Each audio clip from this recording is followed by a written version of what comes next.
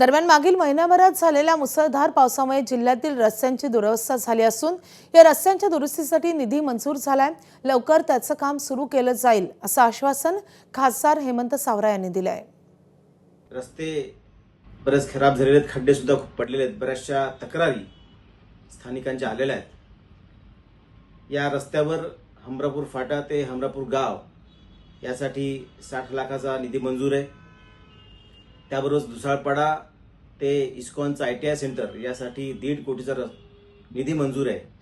पाऊस कमी झाल्यानंतर या रस्त्याचं काम सुरू होईल, परंतु आत्ता जे रस्त्यामध्ये खड्डे पडलेले आहेत ते बुजवण्यासाठी लागली सूचना दिलेल्या आहेत। ABP माझा, उघडा डोळे बघा नीट।